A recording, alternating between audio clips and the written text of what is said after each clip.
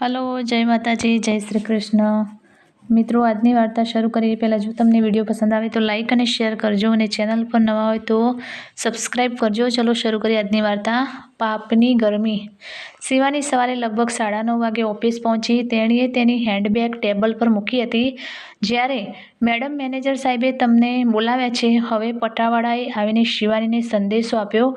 Okay યુગો કહીને Shivani company manager Gajendra સિન્હાની કેબિનમાં પ્રવેશી. અરે આવો શિવાની, શું વાત છે? આજે તમે લાલ ડ્રેસમાં અદ્ભુત દેખાઈ રહ્યા છો. મને લાગે છે કે તમે ખૂબ જ સુંદર દેખાઈ રહ્યા છો, ગજેન્દ્રએ તોફાની સ્વરે કહ્યું. તમને કોઈ કામ હતું સાહેબ? તમે ફોન કર્યો હતો? શિવાનીએ શાંત સ્વરે કહ્યું. અહીં કેટલાક પત્રો છે. તમારે આજે જ તમારો જવાબ મોકલવાનો છે. ખૂબ જ તાકીદનું, ગજેન્દ્રએ શિવાની તરફ પત્રો આગળ ધપાવતા કહ્યું. ઠીક છે સર, હવે હું કહીશ. પણ સાહેબ, મારે આજે ઘરે થોડું વહેલું જવું છે. આ ખૂબ જ અગત્યનું કામ છે, શિવાનીએ અચકાતા પત્રો ઉપાડતા કહ્યું. શિવાની ભાઈ, તમે પણ તમારી હદ વટાવી દો. મેં તમને આજ સુધી ક્યારેય રોક્યા નથી. આમાં મોટી વાત શું છે? બસ જતાં પહેલાં બાકીનું કામ રેખા મેડમને સોંપી દો. તે બધું સંભાળશે, ગજેન્દ્રએ કહ્યું. શિવાની પ્રત્યે ગજેન્દ્ર સિન્હાનું વર્તન જરૂર કરતાં વધુ ઉદાર હતું. તેણે શિવાનીની દરેક વાત સ્વીકારી. એટલું જ નહીં પરંતુ તેને ટેકો પણ આપ્યો. બાકીના મહિલા સ્ટાફને આ વાત ખૂબ જ અણગમતી હતી. ગજેન્દ્ર તેની સાથે ખૂબ જ કડક વર્તન કરતો હતો. થોડા સમય પહેલાં જ કમલા ગુપ્તાએ તેના 3 વર્ષના પુત્રને ઇન્જેક્શન લેવા માટે માત્ર 1 કલાકની રજા માંગી હતી. ગજેન્દ્રએ એમ કહીને ના પાડી દીધી કે જો તમારે ઘરનું કામ કરવું હોય તો તમારે તમારી રજા ટૂંકી કરીને જાઓ. ગજેન્દ્રનો તેના તરફનો ઝોક શિવાનીને ખૂબ ચીડવતો હતો. ગજેન્દ્રના આવા વર્તનને કારણે તે અપરાધ ભાવ અનુભવવા લાગી. શિવાની સુંદર હતી, બુદ્ધિશાળી હતી. તે ખૂબ જ નમ્ર અને અંતર્મુખી છોકરી હતી. ગજેન્દ્ર સિન્હા લગભગ તેમના પિતાની ઉંમરના હતા. તેણી તેના પ્રત્યેના તેના ખોટા વર્તન સામે વિરોધ કરવાની હિંમત ભાગ્યે જ એકત્ર કરી શકતી હતી. સાંજે 4:30 વાગ્યાની આસપાસ શિવાનીએ તેની બેગ ખભા પર લટકાવતા રેખાને કહ્યું. રેખા દોસ્ત, હું જાઉં છું. સાહેબ તમને કોઈ કામ માટે બોલાવે છે તો સંભાળજો. રેખા તેની બાજુના ટેબલ પર બેસતી. ઓહ મેડમ, તમારા ઓર્ડરનું સંપૂર્ણ પાલન કરવામાં આવશે. જ્યારે અમે તમારા શબ્દોને અવગણી શકતા નથી તો પછી અમે કયા ક્ષેત્રના મૂળા છીએ? પણ તમારી જાણકારી માટે તમને જણાવી દઈએ કે સર લંચ પછી ક્યાંક ચાલ્યા ગયા છે.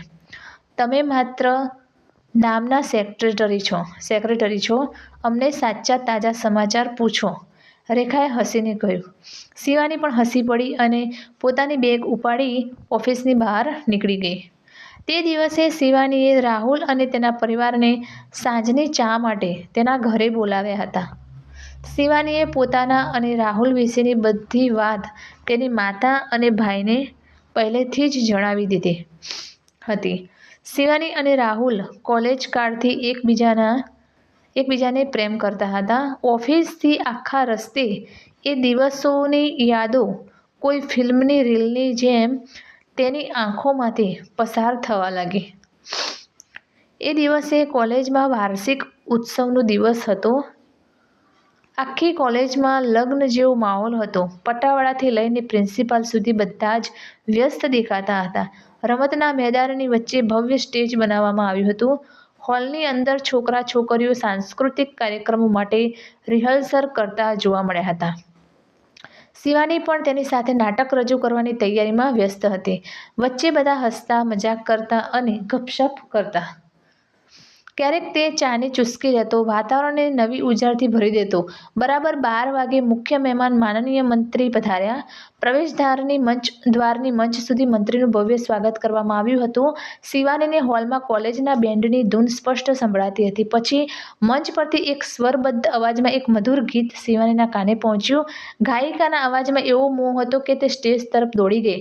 પંડાલમાં દરેક વ્યક્તિ મંત્રથી મંત્રમુગ્ધ થઈને ગીત સાંભળી રહી હતી. ગીત પૂરું થતાં તાળીઓનો ગડગડાટ આકાશને સ્પર્શી રહ્યો હોય તેવું લાગ્યું. તે દિવસે શિવાનીએ રાહુલને પહેલી વાર સ્ટેજ પર જોયો. બીજા દિવસે જ્યારે શિવાનીએ રાહુલને કેન્ટીનમાં જોયો તો તે પોતાની જાત પર કાબૂ રાખી શકી નહીં અને તેની પાસે ગઈ. નમસ્તે, હું શિવાની છું. હું પ્રથમ વર્ષનો વિદ્યાર્થી છું. શિવાનીએ પોતાનો પરિચય આપતા કહ્યું. ઓહ, હેલો, હું રાહુલ છું. હું પણ પ્રથમ વર્ષનો વિદ્યાર્થી છું. રાહુલે નમ્રતાથી જવાબ આપ્યો. શ્રીમાન રાહુલ, તમે સારું ગાય છો. તારા ગીતની મીઠી નોંધો હજુ પણ મારા કાનમાં ગુંજી રહી છે. તમે ક્યાંકથી શીખ્યા છો? શિવાનીએ હસતા હસતા કહ્યું. ના, શિવાનીજી, એવું કંઈ નથી. મને નાનપણથી જ ગાવામાં રસ છે. તો ક્યારેક હું માત્ર ગુંજારવ કરું છું, રાહુલે કહ્યું. તે દિવસે શિવાની રાહુલના સરળ અને સૌમ્ય વર્તનથી ખૂબ જ પ્રભાવિત થઈ હતી. તે દિવસ પછી બંને કોઈને કોઈ કારણસર અવારનવાર મળવા લાગ્યા. આકર્ષણ અને એક વિચિત્ર આકર્ષણ થોડા જ દિવસોમાં બંનેને એટલા નજીક લાવી દીધા કે તેમની ઔપચારિક મુલાકાતો ક્યારે પ્રેમમાં પરિવર્તિત થઈ ગઈ તેનો તેમને ખ્યાલ પણ ન રહ્યો. બંને પ્રેમની હોડીમાં પ્રેમના મોજા પર આગળ વધતા રહ્યા. સમય પસાર થતો ગયો અને જ્યારે કોલેજમાં ફાઇનલ યરની પરીક્ષા હતી ત્યારે બંને સારા માર્ક્સ સાથે પાસ થયા. તે દિવસે બંને ખુશ હતા. કેન્ટીનમાં બેઠેલા રાહુલે શિવાનીના બંને હાથ પોતાના હાથમાં લીધા અને ચિંતિત સ્વરમાં કહ્યું. શિવાની, મારે 2 વર્ષ માટે ઓસ્ટ્રેલિયા જવું પડશે. પપ્પા મોકલે છે. તમે ત્યાં અચાનક જ કેમ જાઓ છો? તે મને આ ક્યારેય કહ્યું નથી. શિવાનીએ ગભરાઈને કહ્યું. અરે, આ બધી મારી ભૂલ છે. હું તેમને હંમેશા કહેતો હતો કે મારે MBA કરવું છે, બહારથી કરવું પડશે. પપ્પાએ જ બધી વ્યવસ્થા કરી દીધી. હવે હું કેવી રીતે ના પાડી શકું? હું મારો અભ્યાસ પૂર્ણ કરવાનું વિચારી રહ્યો છું. જ્યારે હું પાછો આવીશ ત્યારે પિતાને તમારા વિશે બધું કહીશ. મને ખાતરી છે કે પપ્પા મારા શબ્દોને ક્યારેય અવગણશે નહીં, રાહુલે તે દિવસે ખૂબ જ આત્મવિશ્વાસ સાથે કહ્યું હતું. આ બેઠકના 1 સપ્તાહ બાદ રાહુલ ઓસ્ટ્રેલિયા ગયા હતા. અહીં શિવાની પર જાણે મુસીબતોનો પહાડ આવી ગયો હોય તેમ લાગતું હતું. અચાનક તેના પિતાનું રોડ અકસ્માતમાં અવસાન થયું. તે એક જાણીતી કંપનીમાં મેનેજર હતો. તેની કમાણીથી ઘર ચાલતું હતું. આવા સમયે પિતાની જૂની ઓળખાણ કામમાં આવી અને શિવાનીને સારી કંપનીમાં નોકરી મળી ગઈ. નાનો ભાઈ નવીન BTechનો અભ્યાસ કરતો હતો. તેથી શિવાનીની માતાએ તેના ઘરનો ઉપરનો ભાગ ભાડે આપ્યો હતો. જિંદગીના દિવસો આમ જ પસાર થતા રહ્યા અને આખરે 2 વર્ષ વીતી ગયા. રાહુલ ઓસ્ટ્રેલિયાથી પરત ફર્યો હતો. આવતાની સાથે જ તે શિવાનીને મળ્યો. શિવાનીની ખુશીની કોઈ સીમા નહોતી. રાહુલ આવતાની સાથે જ શિવાનીએ રાહુલના પરિવારને સાંજે ચા માટે પોતાના ઘરે બોલાવ્યા હતા. ઓફિસથી નીકળી શિવાની ભૂતકાળના સરોવરમાં ડૂબકી મારીને ઘરે પહોંચી અને લિવિંગ રૂમમાં પ્રવેશતા જ રાહુલ તેની સામેના સોફા પર બેઠો હતો. માતા અને નવીન સાથે વાત કરતા હતા. શિવાનીને જોતાં જ તેના ચહેરા પરથી ખુશીની લાગણી વહેવા લાગી. શિવાની, તેને મળી તે મારા પિતા છે. મળો, તે મારા પિતા છે, રાહુલે નજીકમાં બેઠેલી વ્યક્તિ તરફ ઇશારો કરતા કહ્યું.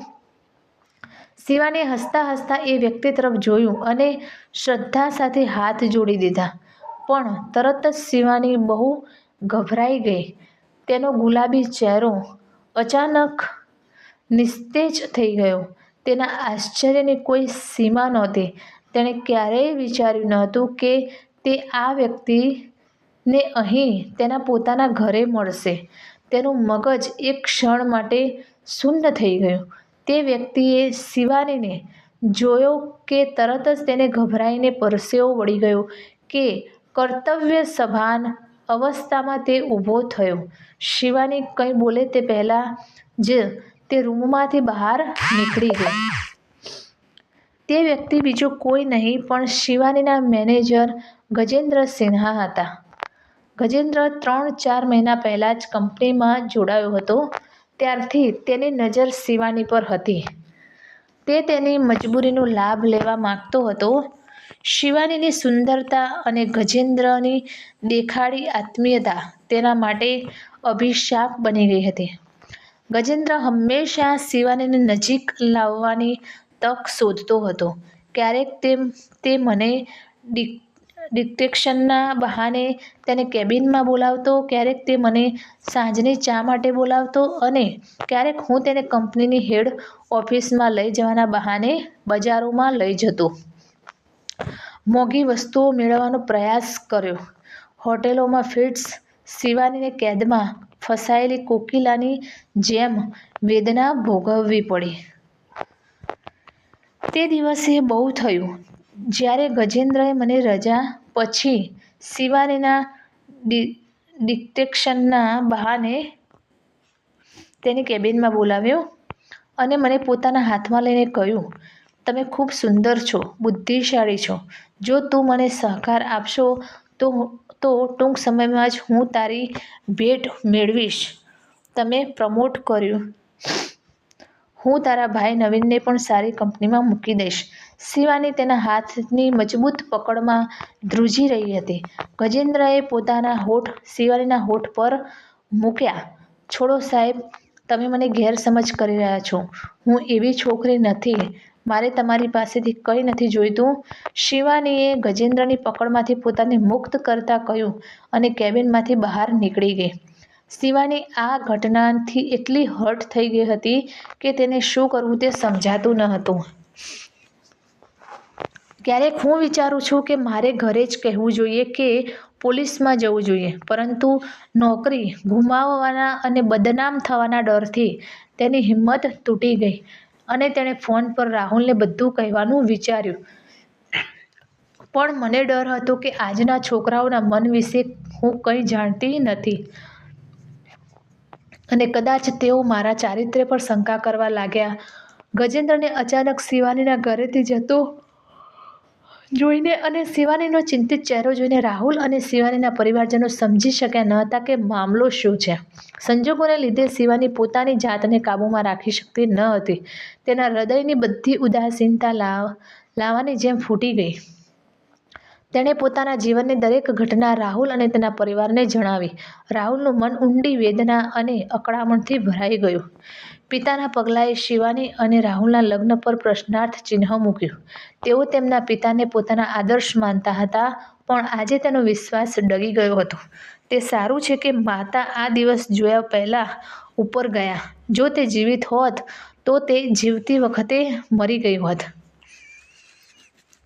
લૂંટાયેલા મુસાફરની જેમ રાહુલ કંઈ પણ બોલ્યા વિના શિવાનીના ઘરેથી નીકળી ગયો અને મોડી રાત સુધી અહીંથી રસ્તાઓ પર ભટકતો રહ્યો. રાહુલ શિવાની સાથે લગ્ન ન કરી શકવાની એટલો દુઃખી ન હતો કારણ કે તેને તેના પિતાના પતનનો આઘાત લાગ્યો હતો.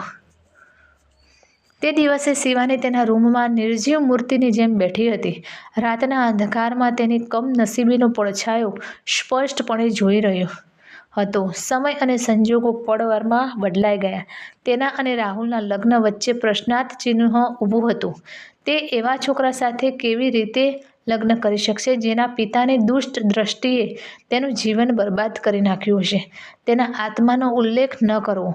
બન્યું એવું કે શિવાનીની માતા તારા આ ઘટનાથી ભાંગી પડી હતી. દીકરીને અંધારામાં બેઠેલી જોઈને તારું દિલ તૂટી ગયું. જો તેના પતિએ તેને મુસાફરીની વચ્ચે એકલી ન મૂકી હોત તો શિવાનીને નોકરી ખાતર આ બધું સહન ન કરવું પડત.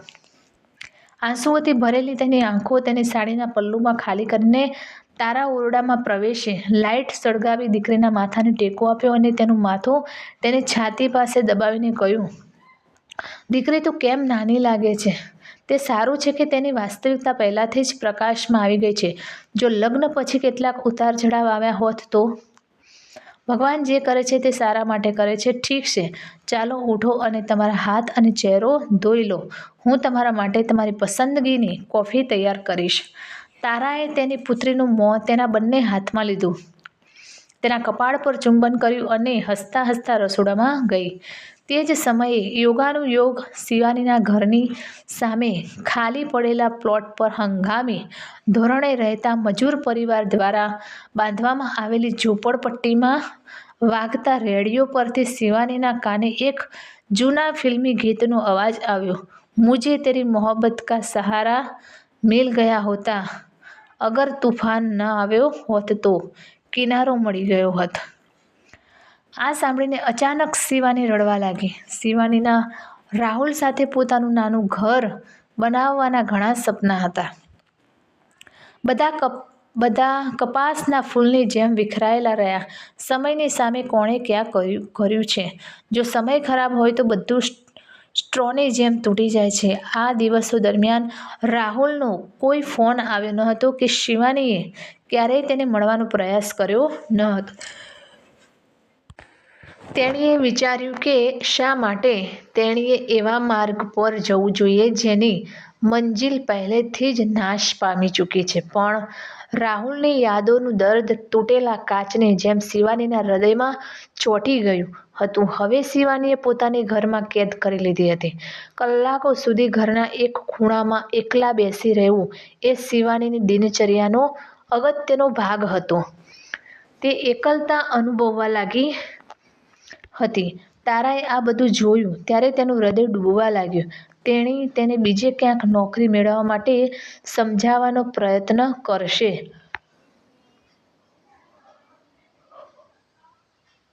જો તમે બહાર જાઓ છો તો તમે લોકોને મળશો. જો તમે કામ પર ધ્યાન આપો છો તો જૂની યાદો આપોઆપ વિલીન થઈ જશે. માતાની જીદ અને ઘરની બગડતી પરિસ્થિતિ જોઈને શિવાનીએ બીજી કોઈ કંપનીમાં નોકરી લીધી. કહેવાય છે ને કે જો સમય ઘા કરે તો તે ઘા પણ મટાડે છે. દિવસો, અઠવાડિયા અને મહિનાઓ વીતવા લાગ્યા. જીવનની ટ્રેન ફરી પાટા પર ઉતરવા લાગી હતી. સમયનું પૈડું વર્તમાનને કચડીને ભૂતકાળને પાછળ છોડીને આગળ વધી રહ્યું હતું. રવિવાર હતો. શિવાનીની રજા લઈ ગઈ હતી. સવારે 8 વાગે પણ શિવાની તેના પલંગ પર ચાદર ઓઢીને પડી હતી. તારાએ આંગણાના ગેટની લેન્ચમાં અટવાયેલું આજનું અખબાર કાઢ્યું અને શિવાનીના રૂમમાં આવી અખબાર શિવાનીના પલંગ પર મૂકતા તેણે કહ્યું, દીકરા, હું મંદિર જાઉં છું. ત્યાં સુધીમાં તમે પણ ઉઠો અને સ્નાન કરો. નવીનને પણ જાગો.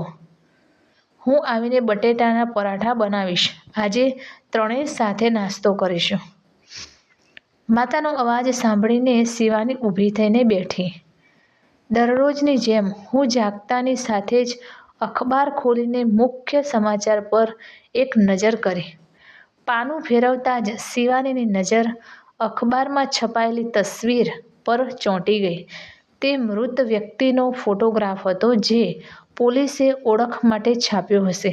ચિત્ર પરિચિત લાગ્યું. શિવાનીની મૂંઝવણભરી હાલતમાં નહાવા ગઈ, નાસ્તો કર્યો. પછી તે ફરીથી અખબાર લઈને બેઠી, વિચારીને કે આજે તે આરામથી અખબાર વાંચશે અને દિવસ આજુબાજુની ભાગદોડથી ભરેલો છે. મેં પાનું ફેરવ્યું તો મારી નજર ફરી એ જ ચિત્ર પર ચોંટી ગઈ. શિવાનીને કેમ લાગ્યું કે આ તસવીર રાહુલના પિતા ગજેન્દ્ર સિન્હાની છે. શિવાનીએ તરત જ તે તસવીર તેની માતાને બતાવી. માં, જરા આ ફોટો જુઓ. શું તમે કોઈ ઓળખીતા છો? શિવાનીએ કહ્યું. તમે શું કહો છો? આવો જુઓ. માતાએ ચિત્ર તરફ જોયું અને કહ્યું, મેં ગઈકાલે પણ આ અખબારમાં છપાયેલી આ તસવીર જોઈ હતી. કદાચ તે દાવો ન કરી શકે. માં, ધ્યાનથી જુઓ. આ ચહેરો રાહુલના પિતા ગજેન્દ્ર સિન્હા સાથે બરાબર મેળ ખાય છે. શિવાનીએ કહ્યું. ઓ ભગવાન, શું બોલો છો દીકરી? તારાએ ડ્રોઅરમાંથી ચશ્મા કાઢ્યા, તેની આંખો પર મૂક્યા, ધ્યાનથી જોયું અને કહ્યું, અરે હા દીકરા, તેઓ એક જેવા જ દેખાય છે. પરંતુ આ કેવી રીતે થઈ શકે? શા માટે તેની તસવીર આ રીતે પ્રકાશિત કરવામાં આવશે? પણ છોડો દીકરા, અમારે આ બધા સાથે શું લેવા દેવા છે? તારાએ અખબાર ફોલ્ડ કરીને બાજુ પર રાખ્યું. શિવાનીનું ગભરાયેલું મન વારંવાર કહી રહ્યું હતું કે તે ગજેન્દ્ર સિન્હા છે. તે તેનો ચહેરો કેવી રીતે ભૂલી શકે? પરંતુ આવી પરિસ્થિતિઓ કેવી રીતે બની શકે? ગજેન્દ્ર તેના પુત્ર રાહુલ સાથે રહે છે. અખબારમાં છપાયેલી આ તસવીરે શિવાનીને મહિનાઓ સુધી પાછળ મૂકી દીધી હતી. એકવાર વિચાર વારંવાર માથું ઊંચું કરી રહ્યો હતો કે કેમ રાહુલને ફોન ન કરવો કે તેને મળવું. મનમાં રહેલી શંકાઓ પર પણ દૂર થશે. છેવટે રાહુલ અને શિવાનીના સંબંધોમાં કોઈ મતભેદ નહોતો. રાહુલ પોતે તેના પિતાના કૃત્યની સજા ભોગવી રહ્યો હતો. બીજા દિવસે શિવાનીએ ઓફિસના લંચ ટાઈમ દરમિયાન રાહુલને ફોન કર્યો અને મળવાની ઈચ્છા વ્યક્ત કરી. તે તરત જ સંમત થઈ ગયો. આજે સાંજે 4:30 વાગે તેની કોલેજ પાસેના પાર્કમાં મળવાનું નક્કી થયું હતું. શિવાની સાંજે 4:30 વાગે પાર્કમાં પહોંચી. રાહુલ ત્યાં પહોંચી ગયો હતો. તે એ જ બેન્ચ પર બેઠો હતો જ્યાં તે કોલેજના સમયમાં કલાકો સુધી બેસીને વાતો કરતો હતો. તે ખૂબ જ ઉદાસ દેખાઈ રહ્યો હતો. તેનો ગોરો રંગ ઝાંખો પડી ગયો હતો. શિવાનીને જોઈને તે હસતો હસતો ઊભો થયો. કેમ છે શિવાની? ઘરમાં બધા કેમ છે?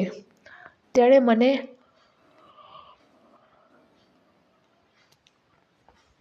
અચાનક અહીં કેમ બોલાવ્યો? ઘરે બધું બરાબર છે રાહુલ? મને કહો કે તારા પરિવારના સભ્યો કેવા છે? શિવાનીએ રાહુલના મનની શંકાને તપાસતા પૂછ્યું.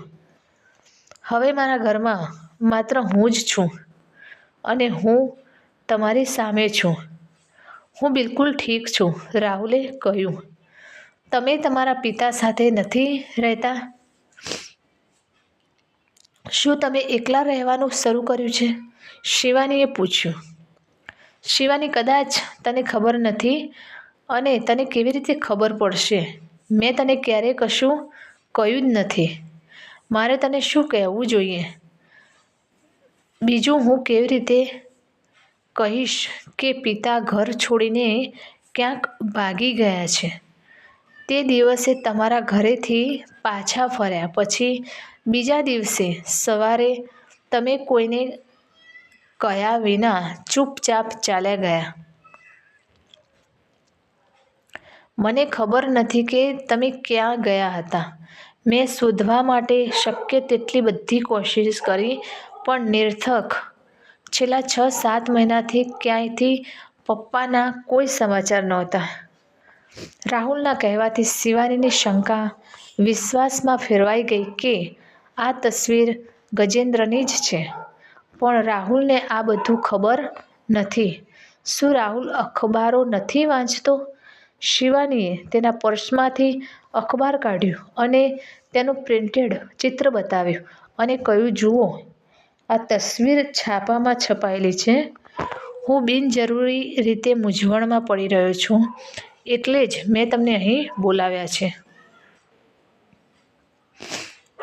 રાહુલે ઝડપથી શિવાનીના હાથમાંથી અખબાર ખેંચી લીધું અને તે જોઈને ગભરાઈ ગયો. તે પાપા જેવો દેખાય છે. હે ભગવાન, તેનો ફોટો આ રીતે કેમ છપાયો છે? તમે મારી કઈ કસોટી લો છો? એક બાપને દીકરો હોય ત્યારે આ રીતે કેવી રીતે ત્યજી શકાય? રાહુલે શિવાનીના ઘરે મોકલી અને પોતે પોલીસ સ્ટેશન જવા રવાના થયો. ત્યાં તેમને ખબર પડી કે ગજેન્દ્ર સિન્હાની ડેડ બોડી છેલ્લા 2 દિવસથી પોલીસ કસ્ટડીમાં રાખવામાં આવી હતી.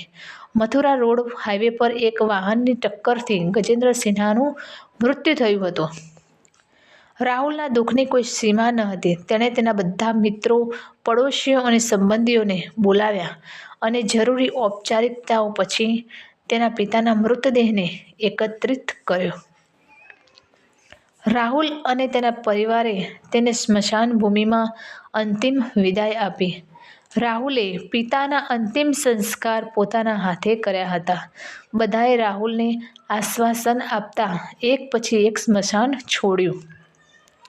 રાહુલ ભારે હૈયે સ્મશાન ભૂમિમાંથી બહાર આવ્યો ત્યારે સૂરજ આથમી રહ્યો હતો. ડૂબતા સૂર્યના સોનેરી પીળા કિરણોની ચમક વચ્ચે શિવાની માત્ર 10 ડગલા દૂર ઊભી હતી.